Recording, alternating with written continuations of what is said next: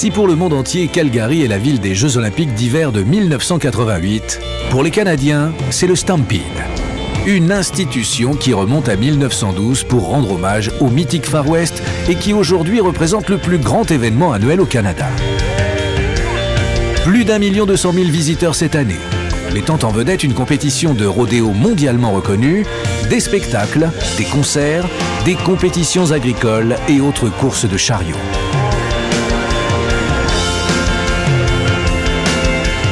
Stetson rivé sur le crâne, Santiago vissé aux pieds, tout Calgary vit au rythme du Stampede. On se retrouve très vite, promu au titre de cow-boy du dimanche. Le prince William et son épouse Kate Middleton, invités de marque cette année, ne font pas exception à la règle. Well, this is different.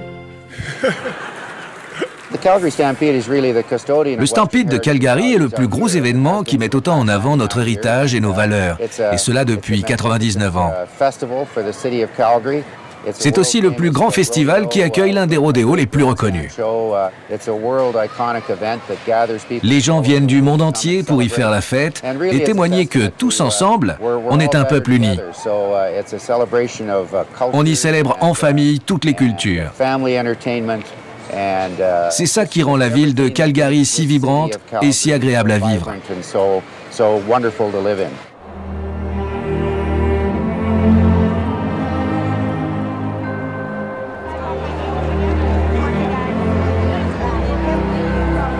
Le grand jour est arrivé.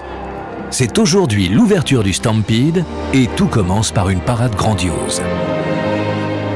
Cette année, elle va battre des records d'audience. On attend plus de 400 000 personnes sur un parcours de 4 km dans le centre-ville de Calgary. Il sera suivi par plus de 3 millions de téléspectateurs.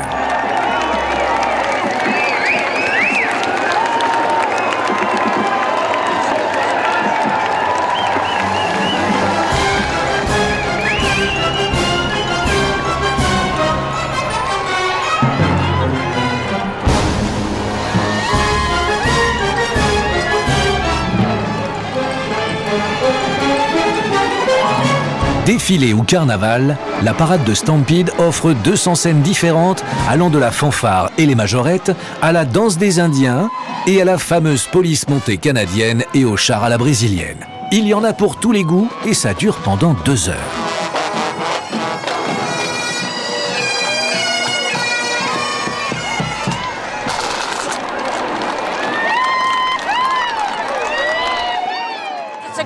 C'est une super fête, tout le monde est heureux et on passe un bon moment. On n'a pas ce genre de choses en Angleterre. Je n'ai rien de mal à dire sur les Canadiens, sauf qu'ils sont les meilleurs. On vient ici pour la première fois pour voir toute cette folie. J'avais entendu tellement de choses sur le Stampede.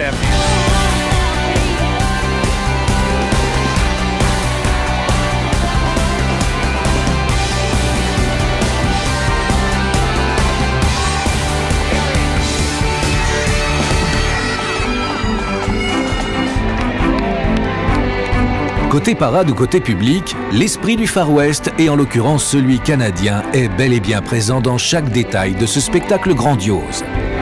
Pour mieux comprendre l'histoire de la ville et de ses habitants, le Heritage Park, le musée d'histoire vivant le plus grand du Canada, est l'une des attractions la plus courues pour les touristes qui séjournent à Calgary.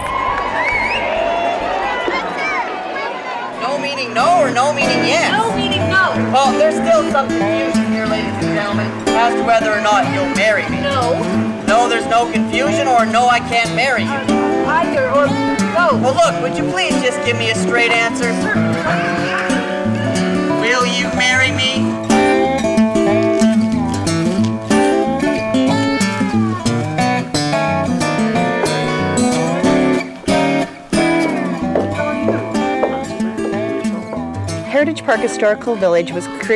Le village historique de l'Heritage Park a été créé en 1964 par un groupe de citoyens engagés qui souhaitaient préserver l'histoire de l'Ouest canadien. Ici, on raconte les vraies histoires de l'Ouest. On rend hommage à tous ces pionniers et au courage que cela leur a demandé pour venir ici et s'installer dans nos prairies. On vit comme eux, on porte des costumes et on vit leur quotidien comme à la vieille époque. Calgary est aujourd'hui une ville où il y a beaucoup d'entrepreneurs et de bureaux. Cela nous vient de l'esprit combatif qu'avaient les pionniers quand ils sont venus ici dans l'Ouest. Et pour pouvoir avancer, c'est bien de savoir d'où l'on vient et quelle était notre histoire. Arula, my boola, rula. Arula, my boola. Arula, my boola, rula. Arula, my boola. Derrière chez nous, y'a Turnita. Arula, my boola. Derrière chez nous, y'a Turnita. Arula, my boola. Trois beaux canards, beau baignard. Rouli, roulant, my boola, roulant. L'Heritage Park et le Stampede collaborent depuis longtemps. Ensemble, nous soutenons et développons le tourisme pour notre ville. Nous nous faisons connaître à l'étranger et aussi auprès de nos concitoyens. Nous organisons des visites guidées pour des tours opérateurs et leurs clients afin qu'ils passent par Calgary. On leur raconte l'histoire des cow-boys et la vie dans le Far West. Si vous venez ici pendant les 10 jours du Stampede, vous verrez à quoi pouvait ressembler la vie des pionniers dans l'Ouest canadien. La province d'Alberta est bordée à l'ouest par les montagnes rocheuses et le reste est composé de prairies où l'on croise les ranchs et les cow-boys. Surnommée la ville texane du Nord, Calgary est une ville fière de ses racines du Far West qui accueille durant le Stampede un des plus grands rodéos au monde. Ce rodéo comporte 6 épreuves. Il y a la capture des veaux au lasso, la course pour attraper des veaux à main nue, la course autour des barils dans un temps limité, et ensuite nous avons la monte à crue, la monte avec une selle et la monte de taureau. Ces 6 épreuves sont tout aussi importantes les unes que les autres. Les récompenses sont les mêmes pour les 6 épreuves. Nous avons 20 concurrents dans chaque épreuve.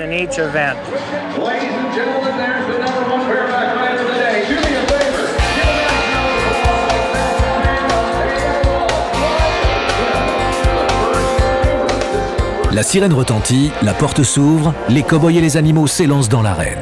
Cette scène typique du Stampede semble ne pas changer avec les années. Calgary devient pendant 2 semaines en juillet la capitale des cow-boys. En effet, le rodéo à Calgary est parfois un sport, un divertissement, une activité économique, mais surtout une célébration et une culture.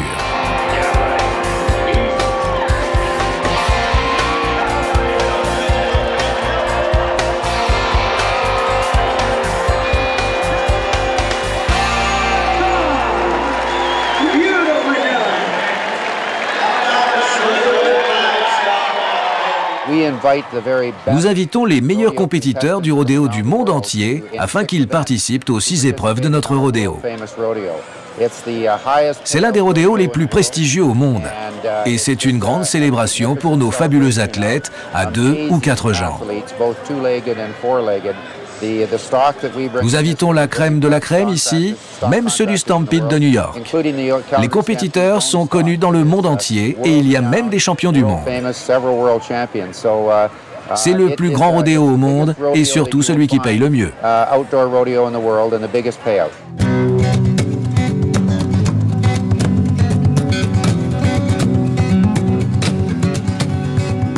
Depuis le Stampede de 1961, on a commencé à élever un certain type de cheval. On a mis en place un programme spécifique pour les chevaux de rodéo. Et 50 ans plus tard, nous sommes là. Au départ, on avait juste une petite exploitation et maintenant nous avons plus de 9300 hectares avec 5 à 6 000 chevaux et 70 taureaux. On participe à près de 150 jours de rodéo par an. Notre élevage de chevaux et de taureaux est reconnu notamment grâce au Stampede de Calgary et cela nous permet d'aller dans tous les rodéos au Canada.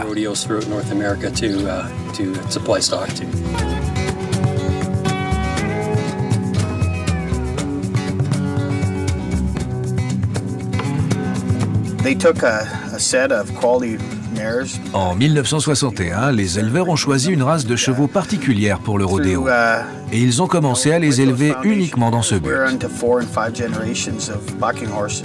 Grâce à 5 juments sélectionnés au départ, nous sommes aujourd'hui à la 4e ou 5e génération de chevaux de rodéo. On est très fiers de nos chevaux, ils sont vraiment spéciaux. On préserve la lignée d'une certaine manière, mais ces chevaux s'élèvent tout seuls dans la nature. Ils sont indispensables pour le Stampede et surtout pour le monde du rodéo.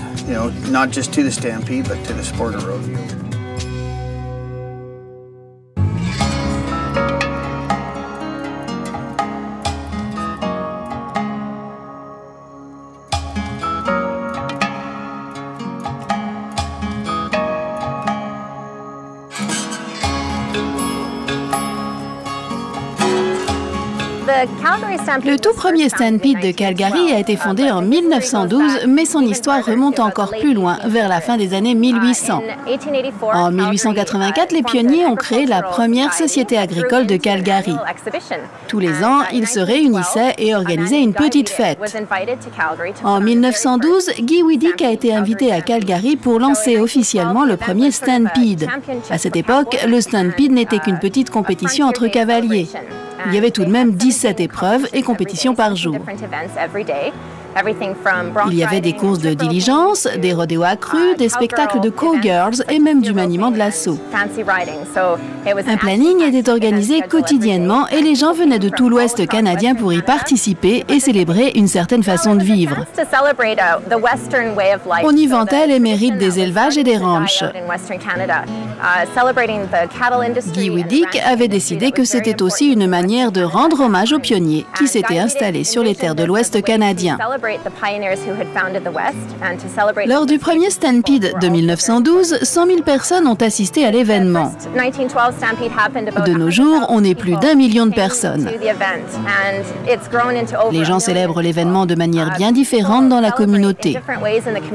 En 1923, quand le Stampede a vraiment explosé, Guy Widick a voulu impliquer la communauté et les gens ont alors commencé à décorer leurs magasins et à s'habiller à la façon western.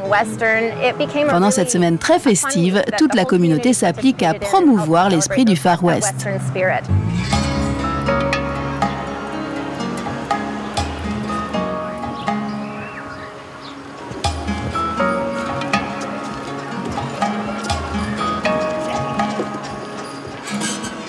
Le chemin de fer était très important dans le développement de l'Ouest canadien parce qu'avant la construction du chemin de fer, il y avait plusieurs milliers de peuples autochtones. Il y avait quelques centaines de commerçants de fourrure, quelques missionnaires, mais il n'y avait pas de pionniers. Il n'y avait personne qui habitait ici dans l'Ouest canadien. Alors, quand le chemin de fer a été complété le 7 novembre 1885 dans les montagnes Rocheuses, ça a ouvert l'Ouest pour le développement colonial. Et ils ont donné de la terre gratuite aux colons qui arrivaient. Et en échange, pour la terre gratuite, les colons donnaient un parti de leur revenu. Ça a changé les relations sociales et la topographie même. Quand ils ont établi les villes comme Calgary, il n'y avait aucun arbre à Calgary, c'était la prairie, comme on le voit dans les films. Alors, quand les colons sont venus à Calgary, il y avait un fort de la police montée du Nord-Ouest, il y avait une mission catholique, mais à part de ça, il n'y avait pas de maison, il n'y avait pas d'entreprise. Alors, avec le chemin de fer, on a attiré des entrepreneurs, il y avait plusieurs business qui se sont développés et aussi les communautés se sont développées autour des institutions comme les églises, les écoles, les bureaux de poste, les hôtels de ville, ces services gouvernementaux aussi. Dans les années 1900, 80% de la population en Alberta était rurale. Peu de gens vivaient dans les villages et encore moins dans les villes. Ils étaient très isolés, alors quand cet événement a vu le jour, c'est devenu l'attraction phare, et cela dès la fin des années 1800. Les colons se réunirent et créèrent les premières communautés. Ils se sont socialisés et faisaient la fête tous ensemble. Et tout cela a été possible grâce à ce genre d'événements spéciaux et aux foires de l'époque. Les 4 fondateurs du Stampede sont encore connus de nos jours à Calgary. Ils étaient des propriétaires de ranch et des hommes d'affaires. Ils se nommaient Eddie Cross, George Lane, Archie McLean et Cat Burn. Chacun d'eux ont investi 25 000 $ dans le premier Stampede. Ils voulaient être certains que cet événement plaise à tout le monde et que tous les bénéfices reviennent à la la communauté. Ils ont fait des dons lors des 2 premiers Stampedes, même s'ils n'ont pas réellement fait de profit. Ils avaient une vision bien particulière de ce que le Stampede devait être. George Lane, par exemple, dit à Guy Widdick, « On préfère perdre de l'argent et que cela se passe bien plutôt que de gagner de l'argent et que cela se déroule mal. » C'est ainsi que le Stampede est devenu une fête incontournable en l'honneur des valeureux cow-boys, mais aussi pour rendre hommage aux pionniers de l'Ouest canadien. Le Stampede est une organisation à but non lucratif. Tous les revenus que nous générons au fur et à mesure de l'année sont tous réinvestis dans nos programmes pour les jeunes et pour l'agriculture. Et ce que vous voyez ici, c'est le résultat du soutien de nos sponsors, un petit peu d'aide de la part du gouvernement, mais surtout les efforts de tous les habitants de Calgary. Ils viennent nous soutenir, ils s'investissent dans leur communauté. Tout le monde est soudé. Tout ce que nous gagnons ici est entièrement réutilisé chaque année dans la manifestation.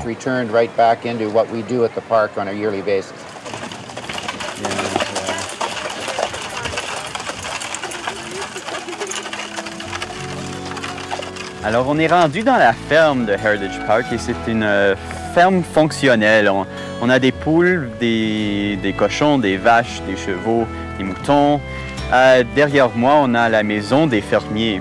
Alors, présentement, les fermiers sont en train d'enseigner les enfants un peu à propos des différents types de grains qu'on poussait ici en Alberta à l'époque, dans les années 1900 jusqu'à 1910 environ. Ils sont aussi en train de fabriquer de la corde, très important sur une ferme. Et dans la maison, il y a toujours une animatrice qui est en train de cuisiner, comme on le faisait à l'époque. Good morning. Good morning. Good morning. Okay. Everybody wave. Everyone say good morning. Remember enthusiasm. En grande majorité, les immigrants dans l'Ouest canadien venaient de l'Europe ou de l'Est du Canada ou des États-Unis et ils étaient en grande majorité des entrepreneurs, des professionnels. Ils n'étaient pas des fermiers ou des agriculteurs. Alors, quand ils se sont venus, il fallait apprendre comment maintenir une ferme, comment maintenir une maison de ferme. Et c'était vraiment un nouveau style de vie. Alors, c'était vraiment une révolution unique ici dans l'Ouest canadien qu'on n'a pas vu dans l'Est du Canada ou dans les États-Unis.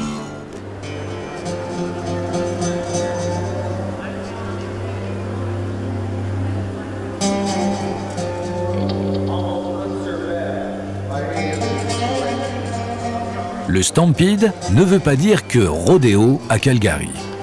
Le cutting, souvent comparé à une danse aussi complexe que gracieuse, est une épreuve où l'on juge l'aptitude du cheval.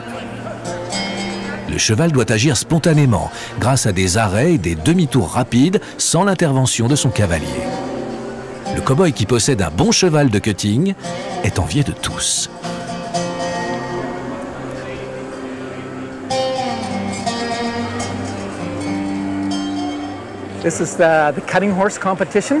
Là, nous sommes dans la compétition de cutting. C'est la grosse épreuve du salon de l'agriculture. Les chevaux sont véritablement à l'honneur et s'intègrent parfaitement à la culture du Far West. La compétition met aussi en valeur les cavaliers et le bétail. Là, nous avons 24 têtes dans ce troupeau. Chaque cavalier monte en silence pour ne pas les effrayer. Ils choisissent une vache en particulier, ils l'isolent et l'empêchent de rejoindre le reste du troupeau pendant 2 minutes 30.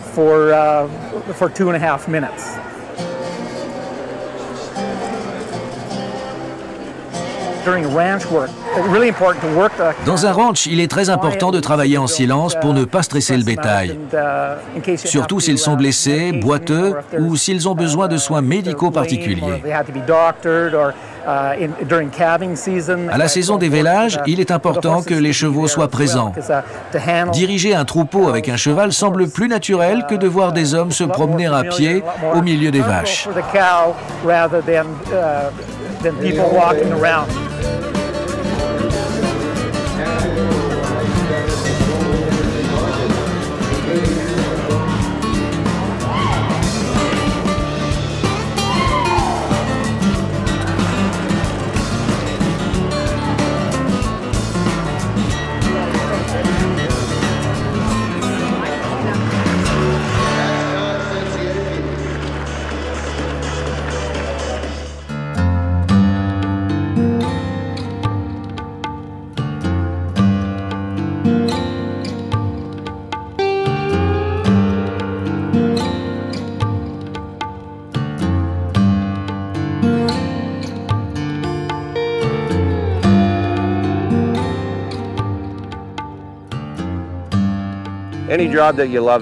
Ce métier, quand tu l'aimes, ce n'est pas une contrainte. C'est une passion, une manière de vivre particulière que tu fais en famille. Tous les matins, quand tu te réveilles, tu n'as de compte à rendre à personne. Tu ne travailles pas pour le salaire, mais pour une certaine gratification personnelle. Tu fais juste ce que tu as à faire pour toi et ta famille avec tes chiens, de bons chevaux et tout le reste. Tous les 2 ou 3 jours, je m'assure que tout va bien avec les vaches, qu'elles sont en bonne santé et que les taureaux font bien leur travail. On les déplace d'une pâture à une autre afin qu'ils aient tout le temps de l'herbe bien tendre.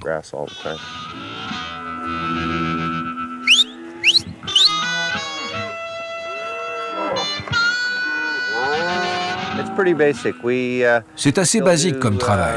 On déplace les troupeaux d'un endroit à un autre de manière traditionnelle, avec des chevaux et des chiens, et ça n'a pas changé depuis des générations. Ce qui diffère, c'est la manière dont on marque le troupeau, et comment on les amène en ville pour les vendre, et comment ils arrivent dans les assiettes des consommateurs. La technologie et le marketing ont beaucoup évolué dans ce domaine. Mais la manière dont on élève le bétail n'a pas bougé depuis des décennies. Beaucoup d'épreuves qui sont montrées dans les rodéos sont des activités que l'on fait quotidiennement dans les ranchs.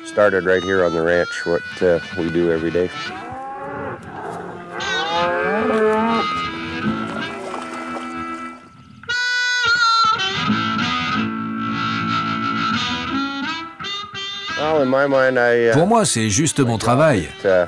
Ce que je fais et la manière dont je le fais, c'est ce que vous appelez être un cow-boy.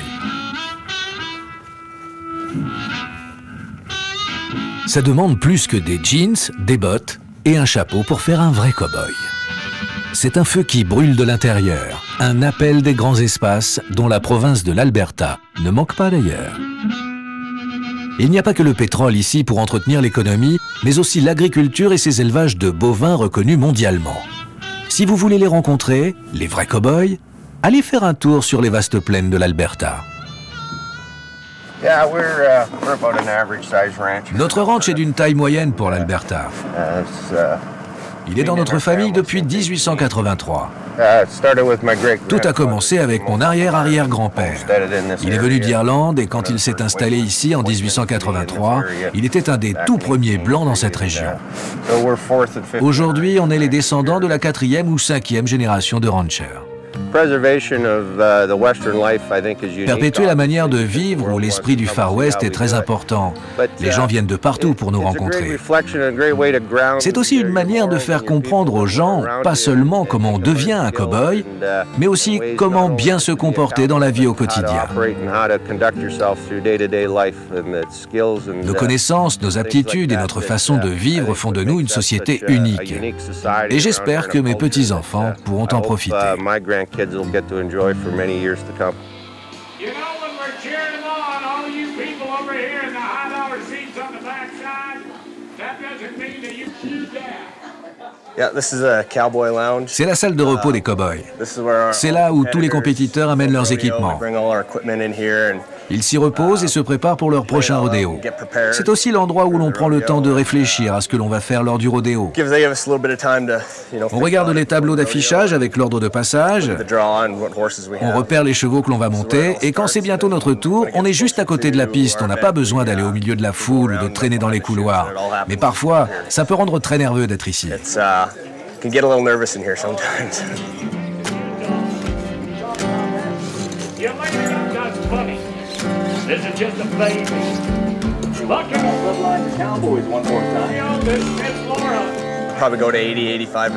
Je fais près de 80 ou 85 rodéos par an, et là on est environ à la moitié de la saison.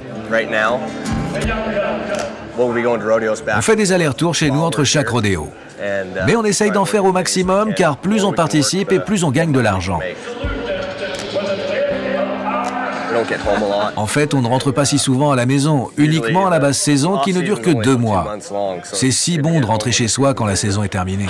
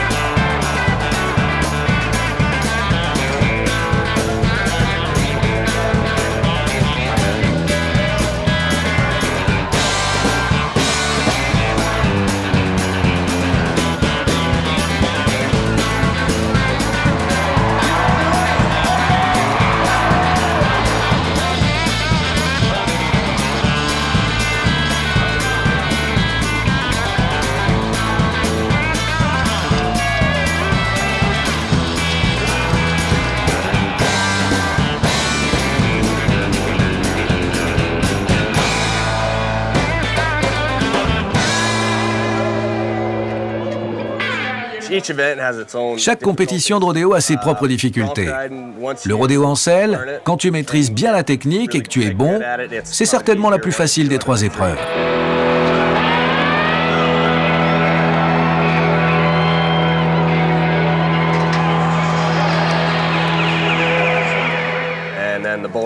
Monter sur un taureau en rodéo, ça remue pas mal. C'est vraiment pas facile.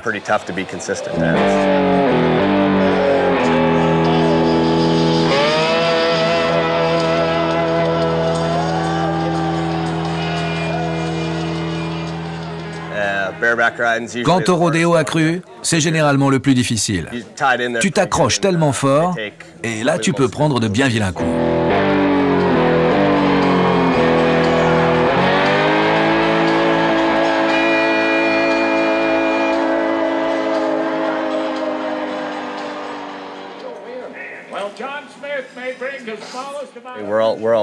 Nous sommes tous amis. On ne se bat pas vraiment entre nous, ou si, peut-être pour avoir le meilleur cheval.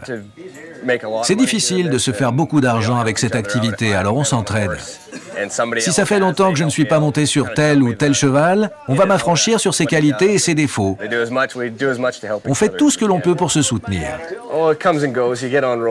L'argent, ça va, ça vient, on peut en gagner, puis on le dépense. Ou alors on n'en gagne pas pendant des mois et là, il faut bien s'accrocher et s'organiser en conséquence.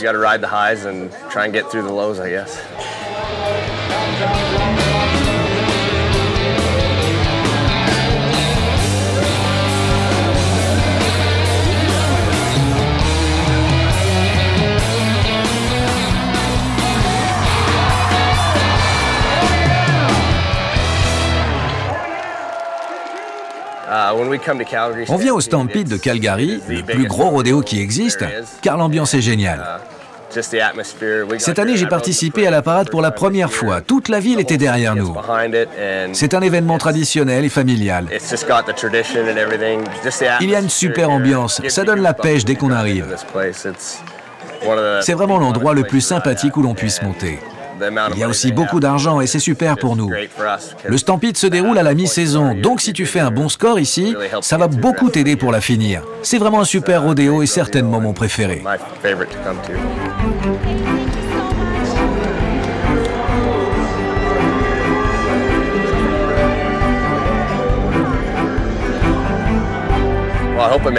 J'espère que je vais bien m'en sortir et toucher à la fin un bon chèque de 100 000 $.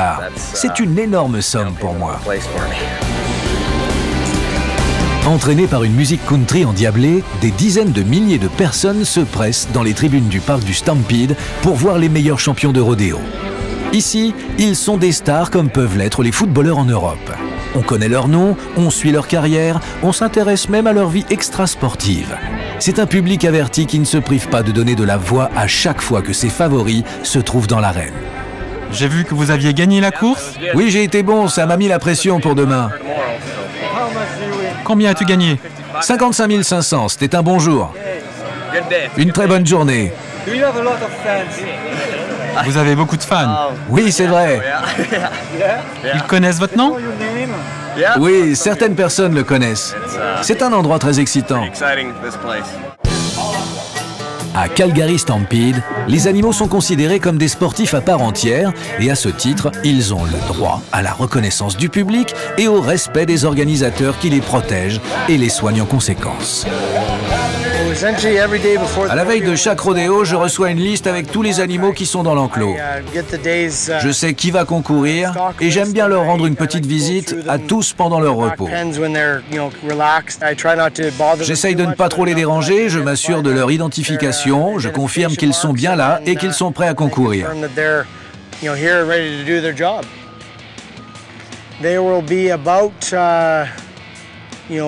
Aujourd'hui, il va y avoir entre 35 à 40 chevaux,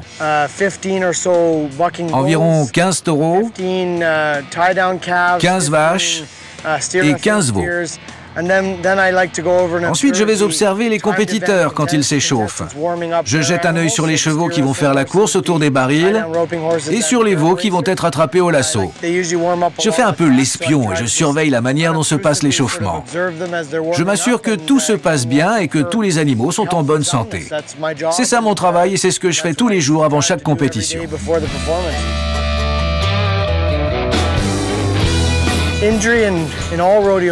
Les blessures lors des rodéos sont très rares.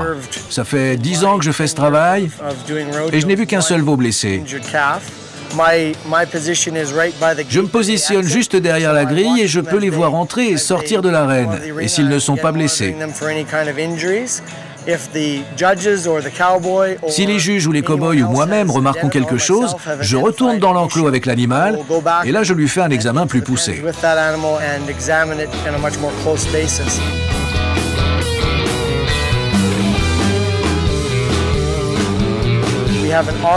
On a un règlement très strict. Si on voit un animal blessé, la course est arrêtée tout de suite. Si c'est accidentel, le cow-boy aura droit de refaire une nouvelle course.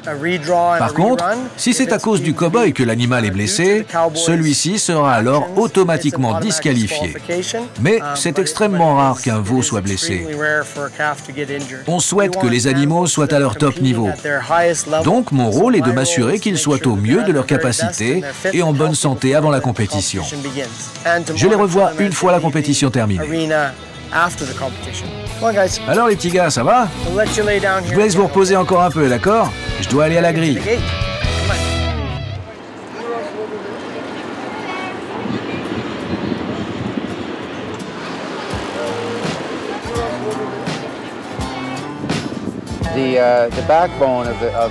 Ce qui fait la force du Stampede, c'est vraiment le nombre grandissant de bénévoles qui sont présents depuis 99 ans. Aujourd'hui, nous avons 2400 bénévoles qui donnent de leur temps pendant toute la durée de l'événement.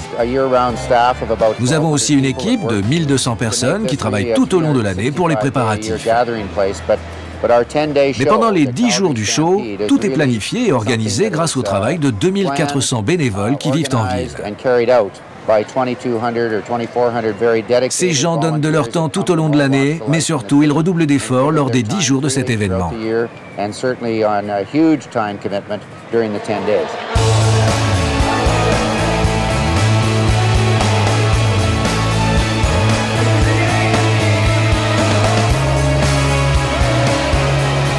Les enfants ne sont pas oubliés par les organisateurs qui leur concoctent des épreuves spécifiques, très spectaculaires. C'est une bonne préparation pour les futurs cow-boys. Un programme éducatif est aussi mis en place pour donner aux enfants l'opportunité d'acquérir la culture et l'héritage du Far West.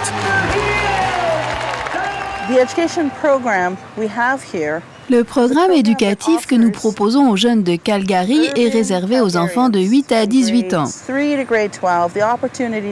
On leur offre la chance de venir ici au Stampede Park entre septembre et mai pendant la période scolaire. Le Stampede fait partie intégrante de leur éducation.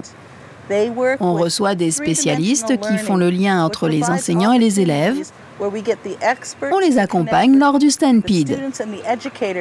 Ils y apprennent l'héritage du Far West et ses valeurs. Quand nous avons des éducateurs et des élèves sur le parc, ils ont la possibilité de voir concrètement les choses. Par exemple, ils peuvent voir une vraie diligence. Ils se rendent compte de ce qu'a été l'histoire du pays et de tout ce que cela a pu impliquer dans la vie des Canadiens. Ils peuvent aussi observer le travail des 4 chevaux qui tirent la diligence.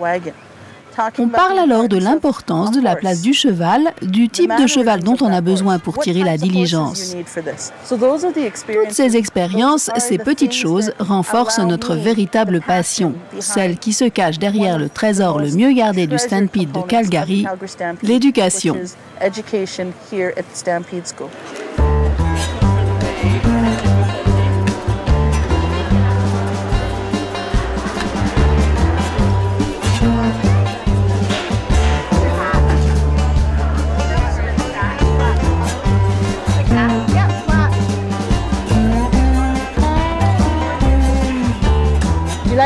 Tu aimes les chevaux? C'est pour cela que tu es venu au Stampede? C'est pour voir les chevaux? Oui. Et quelles sont les autres choses que tu viens voir au Stampede? Les courses. Tu aimes les courses aussi? Quand tu seras grande, tu seras une cowgirl? Peut-être. Et quel genre de cheval auras-tu? J'aimerais avoir un cheval blanc. Un blanc? Et pourquoi pas un comme celui-là? Ça fait 25 ans que je viens au Stampede pour présenter les Appaloosas. Je viens même de recevoir le pins pour mes 20 ans de bénévolat. Je viens ici avec mes Appaloosas pour faire leur promotion et instruire les gens sur cette race de cheval, en particulier parmi les 17 autres. Ça fait 50 ans que j'ai des Appaloosas. Ils sortent vraiment du lot et ce n'est pas difficile de les élever. Ils sont très endurants et leur couleur est un plus pour la race. Ici, les gens peuvent les approcher, les toucher et sentir l'esprit de ce cheval. Le Stampede est une compétition de rodéo, mais on fait aussi des présentations. On éduque les gens, et oui, c'est tout un monde.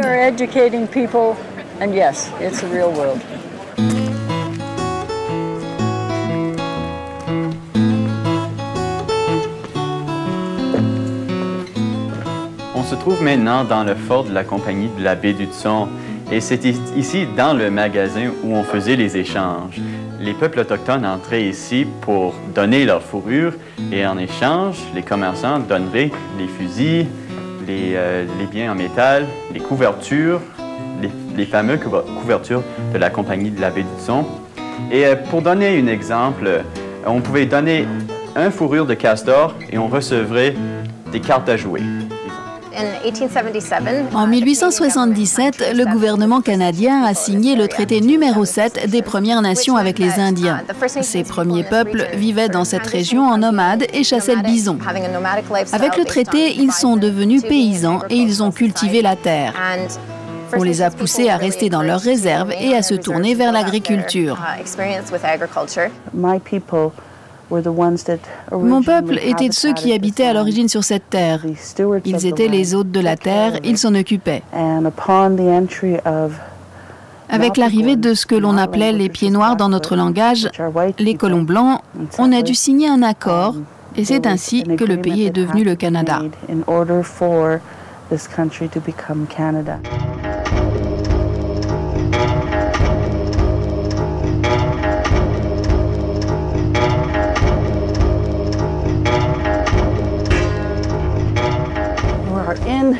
On rentre ici dans le tipi de mes parents.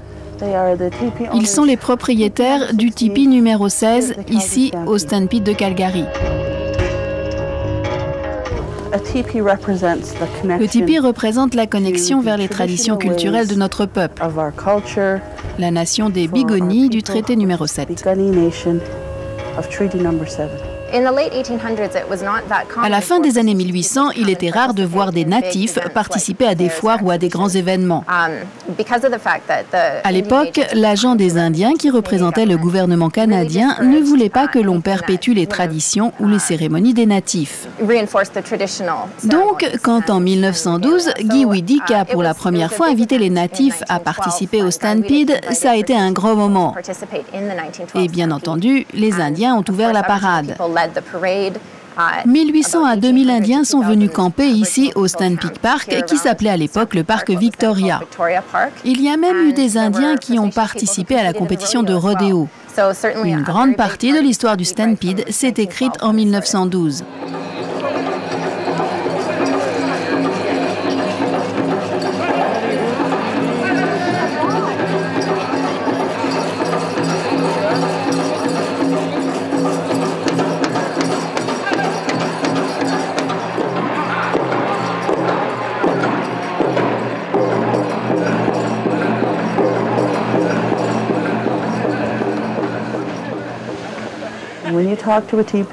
Quand on parle avec un propriétaire de tipi, il est toujours prêt à partager son savoir.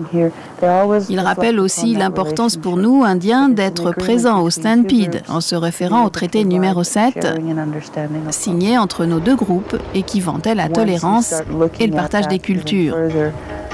Avec un peu de recul et de discernement, on peut faire tomber les barrières et vivre mieux. J'ai participé à beaucoup de manifestations contre le Parlement.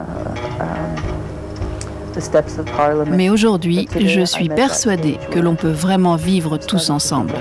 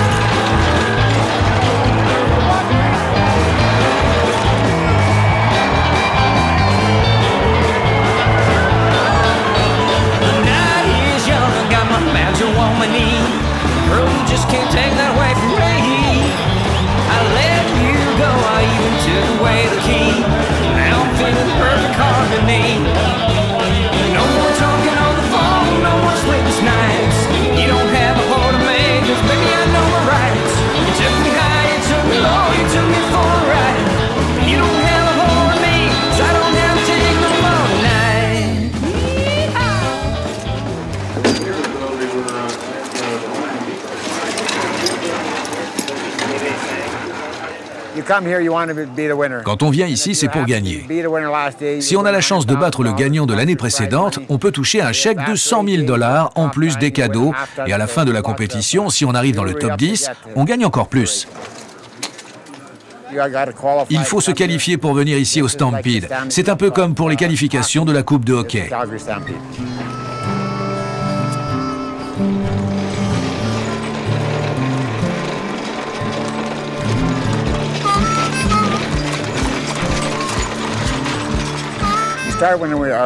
On part tous à côté d'un baril que l'on doit contourner. Ensuite, on suit un trajet, on fait demi-tour, et là, on reprend la piste et on fonce. Il y a 4 chariots par course tirés par 6 chevaux. Il y a donc 24 chevaux sur la piste qui rêvent tous de devenir le grand gagnant. Les 2 chevaux de devant sont appelés chevaux de tête, et les autres en arrière sont ceux qui tirent le chariot. Les chevaux de tête doivent attendre le son de la corne qui annonce le départ, et ils sont retenus par un homme. Dès que le départ a retenti, un homme à l'arrière met un poêlon dans le chariot. C'est une tradition qui vient de l'ancien temps où l'on faisait à manger avec ces poêlons. Ils ont un peu évolué avec le temps. C'est difficile de rester le premier. On accumule des pénalités quand on est le dernier. À chaque fois que l'on touche un baril, on perd 5 secondes. Si on le rate, c'est 10 secondes en moins. On perd aussi des points si on percute un autre chariot ou si on prend la mauvaise trajectoire. Si tu échappes à tout cela sans pénalité, tu feras une belle course et tu pourras rester en tête avec ton chariot.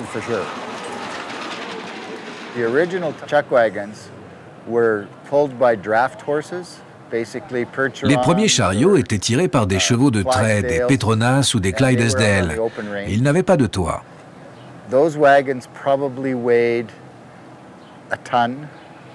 Ils pesaient 1 tonne quand ils étaient entièrement chargés, avec tout le matériel pour faire la cuisine et les tentes pour les personnes qui gardaient le troupeau.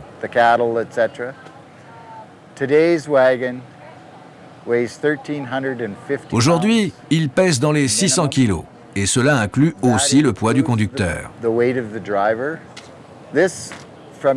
D'ici jusqu'en haut, c'est ce que l'on appelle le toit. Il est fait de tôle en métal, tous construits sur le même modèle.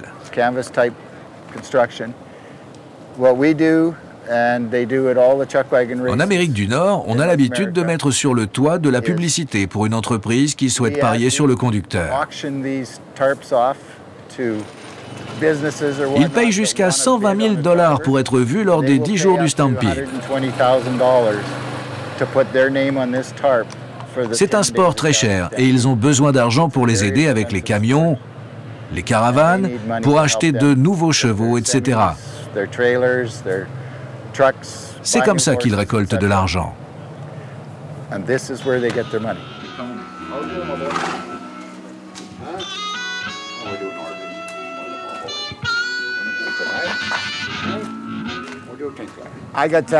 J'ai 17 chevaux ici et j'en ai encore 6 autres à la maison.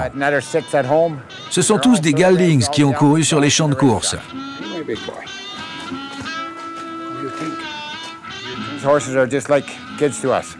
Ces chevaux sont de bons éléments, mais ils ne connaissent pas les chariots, alors il faut les entraîner à cet effet. Ensuite, on voit si ce sera un cheval de tête ou plutôt un qui va tirer le chariot.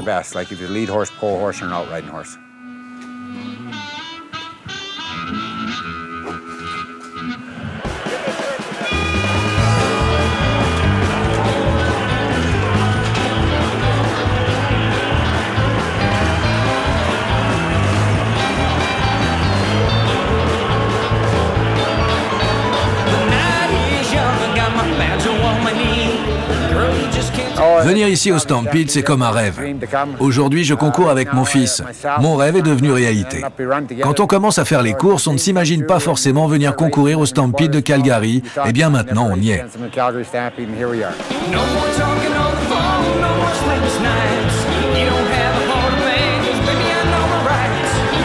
Il y a débat sur l'origine de la course de chariot. Les vieux disent que ça s'est développé à partir des courses que les cow-boys se faisaient dans les champs. D'autres pensent qu'elle rappelle la ruée des colons pour aller prendre leurs terres. Guy Widdick, le fondateur du Stampede, maintient que c'était son idée.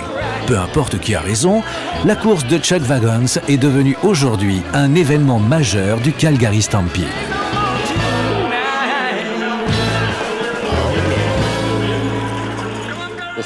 Les citoyens de Calgary ont accueilli à bras ouverts cette manifestation depuis 99 ans et j'espère qu'ils vont continuer pour les 99 prochaines années. On veut que la ville soit vivante, on veut montrer à tous à quel point il fait bon vivre ici. Et enfin, on veut dire au monde entier que l'Alberta est une belle région et qu'il faut venir nous rendre visite.